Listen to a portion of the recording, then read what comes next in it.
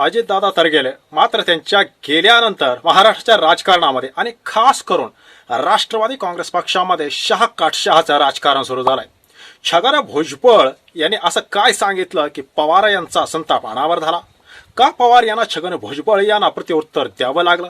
आणि शरद पवार यांनी असं काय प्रत्युत्तर दिलं की छगन भुजबळ यांना शांतच बसावं लागलं?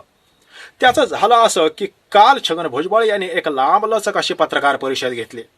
ते हेच छगन भुजबळ आहेत की जे नगरपालिका निवडणुकीपासून ते आतापर्यंत म्हणजे अजितदादा यांच्या मृत्यूपर्यंत एक असं सांगितलं जात होतं किंवा जे दिसत होतं की ते सतत आजारी असायचे, ते दवाखान्यात असायचे. त्यांनी नगरपालिका निवडणुकीच्या प्रचारात सुद्धा फार काही सहभाग घेतला नव्हता. पण सोशल मीडियामध्ये अशी चर्चा सुरू झाली की अजितदादा गेले आणि छगन भुजबळ कामापेक्षा जास्त पळू लागले, ते ऍक्टिव्ह झाले. पण पत्रकार परिषद घेत असताना छगन भुजबळ यांनी थेट शरद पवार यांची पात्रता काढली. होय, आपल्या भाषेत लायकी काढली. कारण पत्रकारांनी ज्या वेळेस छगन भुजबळ यांना विचारलं, तुम्हाला एवढी काय घाई झाली होती? इकडं अजितदादांचा अजून सावडाचा कार्यक्रम झाला नाही तोवरच तुम्ही सुनेत्राताई पवार यांना उपमुख्यमंत्री पदाची शपथ का दिली? आणि खास करून छगन भुजबळ यांना पत्रकारानं असा प्रश्न विचारला ज्यामुळं भुजबळ हे सुद्धा संतापले की तुम्ही तटकरे आणि पटेल आणि काही प्रमाणात धनंजय मुंडे हे मागच्या 2-3 दिवसापासून विलन ठरवले जात आहेत. सोशल मीडियामध्ये तुम्हा तिघा चौघांच्या विरोधामध्ये एक ट्रेंड सुरू आहे. यावर आपला भाष्य का असं म्हटल्याबरोबर छगन भुजबळ हे फारच भडकले आणि ते थेट घसरले शरद पवार यांच्यावर.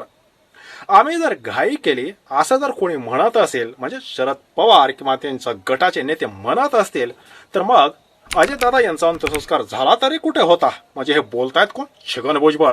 अजितदादांचा अंत्यसंस्कार होण्याआधीच मर्जिंगची भाषा कोणी केली, विलिनीकरणाची भाषा कोणी केली? म्हणजे तुम्ही केलं ते चालतं, आम्ही केलं ते चालत नाहीये का? असा एक प्रकारे शरद पवार यांची पात्रता छगन भुजबळ यांनी काढली. झालं, पत्रकारांनी हाच मुद्दा शरद पवार यांच्यापाशी नेला. कारण शरद पवार मागच्या 2 ते 3 दिवसापासून मर्जिंग विषयी सतत बोलतायत, म्हणजे त्यांच्या विलिनीकरणाविषयी सतत असं बोलतायत की जयंत पाटील आणि अजितदादा पवार या 2 नेत्यामध्ये सोबतीला अमोल कोल्हे, रोहित पवार हे सुद्धा होते.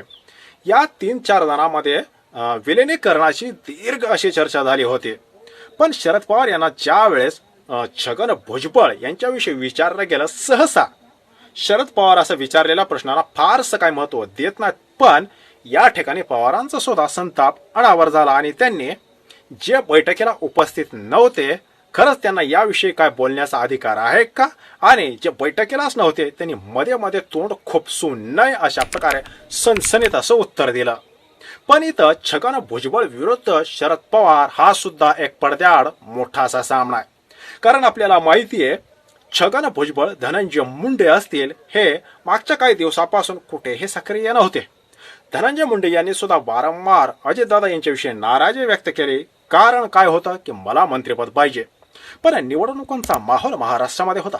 अशा माहोलमध्ये कुठलाही धाडसी निर्णय आपण घेणार नाहीत असं अजितदादा यांनी धनंजय मुंडे यांना सुनावलं होतं. झालं, नाराज झालेले धनंजय मुंडे हे अजितदादा यांच्या सभेंना कुठेही हजेरी लावताना दिसत नव्हते. पण ते देवेंद्र फडणवीस यांच्या कार्यक्रमांना सवड काढत होते, हजेरी लावत होते. हा मुद्दा धनंजय मुंडेचा झाला. पण छगन भुजबळ इतके ऍक्टिव्ह का बरं झालेत? याचं कारणही तेवढंच आहे. आपल्याला माहिती असेल आरक्षणाच्या वेळेस सुद्धा शरद पवार यांनी छगन भुजबळ यांना बरंच तटकाळात ठेवलं होतं. आणि ज्या क्षणी मुंडे बाहेर गेले त्या क्षणी भुजबळ हे मंत्रिमंडळामध्ये आले. तसं पाहायला गेलं तर छगन भुजबळ यांना अजितदादा पवार किंवा शरद पवार यांच्याविषयी काही देणं घेणं नाही. आता 2 दिवसापासून आपले इमेज डॅमेज होतंय हे ज्या क्षणी भुजबळ यांच्या लक्षात आलं तेव्हापासून त्यांनी, मला सुद्धा संशय वाटतोय, विमान हवेतच पलटी कसं झालं त्यामुळे चौकशी झाली पाहिजे हे आत्ता बोलतायत. पण 3-4 दिवसापासून त्यांच्या बॉडी लँग्वेजकडे जर पाहिलं तर एक गोष्ट लक्षात येते की कुठेही त्यांच्या मनात फारसं काय घालमेल आहे किंवा त्यांना अजितदादा असतील किंवा शरद पवार यांच्याशी काही देणं घेणं नाही. कारण हे तेच छगन भुजबळ आहेत. जेव्हा त्यांना मंत्रिमंडळामध्ये घेतलं गेलं त्यावेळेस त्यांनी अजितदादा यांचा आभार मानण्याच्या आधी अमित शहा यांचे आभार मानले, त्यानंतर देवेंद्र फडणवीस यांचे आभार मानले आणि सरते शेवटी त्यांनी अजितदादा यांचे आभार मानले. वास्तविक पाहता त्यांना अजितदादांच्या कोट्यातूनच मंत्रिपद भेटलं होतं.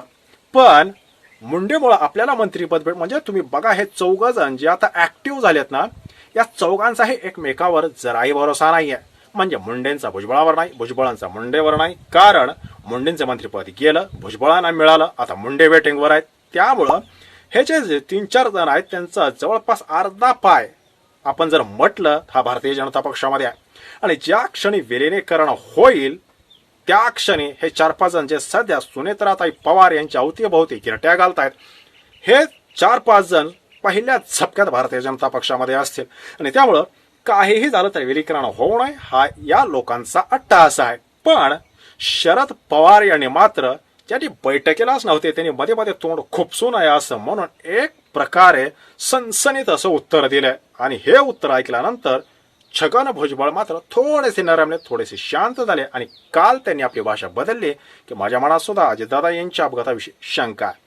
आता बघूया विलिनीकरण हे 3-4 जण किती पुढं लांबवत आहेत की शरद पवार आपलं दिल्लीतलं वजन वापरून या 3-4 जणांना साईड लाईन करून विलिनीकरण करतायत. बाकी या विश्लेषणावर आपलं मत काय, कमेंट नक्की करा. धन्यवाद.